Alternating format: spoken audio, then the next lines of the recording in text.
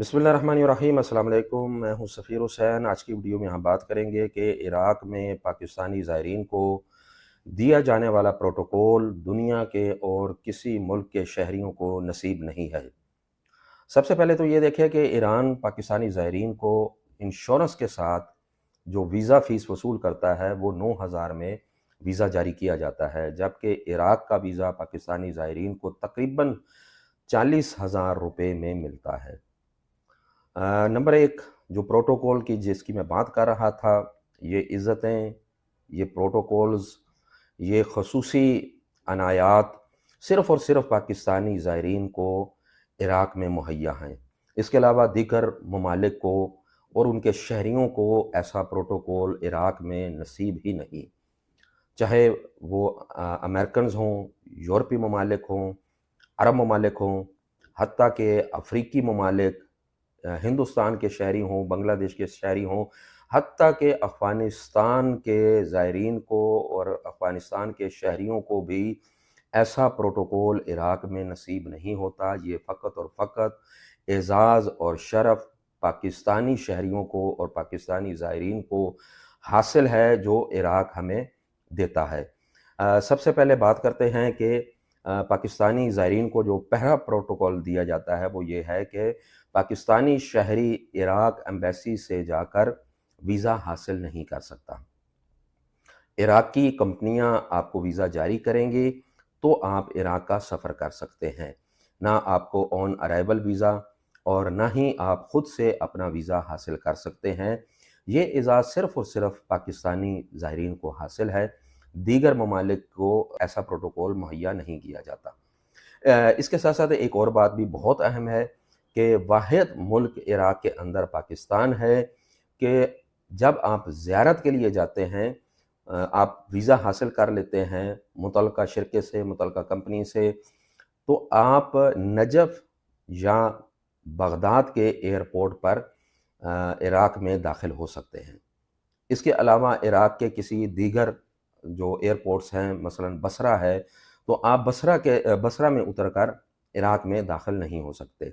और अगर आप ईरान के रास्ते बाय रोड जा रहे हैं, तो जो बॉर्डर आपके लिए मुअय्यन कर दिया जाता है कि फ़लाँ बॉर्डर से आप इराक़ में दाखिल हो सकते हैं, तो उसके अलावा किसी और बॉर्डर से आप इराक़ में दाखिल नहीं हो सकते।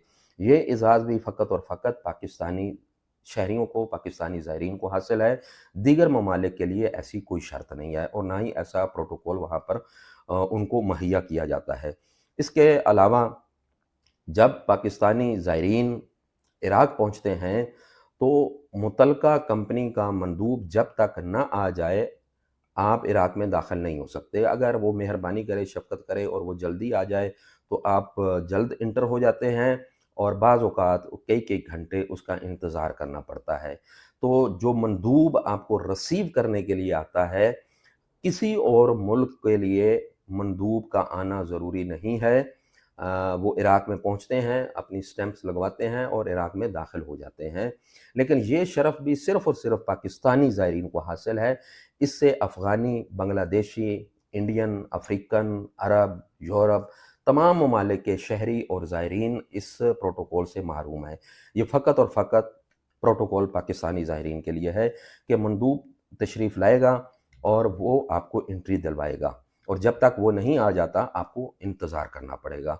और उसके बाद एक और शरफ़ जो पाकिस्तानी ज़ायरीन को हासिल है इराक़ दाखिले के लिए, वो ये है कि आपके पासपोर्ट एयरपोर्ट पर और बॉर्डर पर, अगर ईरान के रास्ते आप बाय रोड दाखिल हो रहे हैं, तो बॉर्डर पर या अगर बाय एयर गए हैं, तो एयरपोर्ट पर आपके पासपोर्ट वहाँ पर जमा कर लिए जाएँगे और किसी मुल्क के पासपोर्ट वहाँ पर जमा नहीं किए जाते। आपके पासपोर्ट जमा कर लिए जाते हैं और आप जब ज़ियारत करके वापस लौटते हैं, तो फिर वो पासपोर्ट आपके हवाले किए जाते हैं। और ये ख़ुसूसी प्रोटोकॉल भी सिर्फ़ और सिर्फ़ पाकिस्तानी ज़ायरीन के लिए है। दीगर ममालिक ऐसे प्रोटोकॉल से, ऐसी इज़्ज़त से और ऐसे शरफ़ से महरूम हैं। और लेकिन एक और बात जो बहुत अहम है, वो ये है कि दीगर ममालिक जितने भी इराक़ का सफ़र कर रहे हैं, ज़ायरीन हैं या शहरी हैं, जो इराक़ में मुख्तलिफ़ ममालिक के दाखिल हो रहे हैं, उनमें 50 साल की उम्र की शर्त नहीं है। और ये शरफ़ भी सिर्फ़ पाकिस्तानी ज़ायरीन को हासिल है کہ 50 سال سے کم عمر کی عورت ہو یا مرد ہو، اسے ویزا قافلے کے ساتھ بھی جاری نہیں کیا جائے گا، اور یہی شرف بھی صرف اور صرف پاکستانی زائرین کے لیے مخصوص ہے، دیگر ممالک اس شرف سے محروم ہیں۔ تو یہ بہت ساری عنایات ہیں جو عراق پاکستانی زائرین کو مہیا کرتا ہے، ایسے پروٹوکولز، ایسی شرائط، ایسی عزتیں اور ایسا جو سسٹم بنایا گیا ہے، یہ صرف اور صرف پاکستانی زائرین کے لیے بنایا گیا ہے، دیگر ممالک اس سے مبرہ اور منزہ ہیں، لیکن اس کے باوجود کوئی بھی پاکستان سے لے کے عراق تک نہ اس پر آواز بلند کرتا ہے اور نہ ہی اس پر احتجاج کرتا ہے۔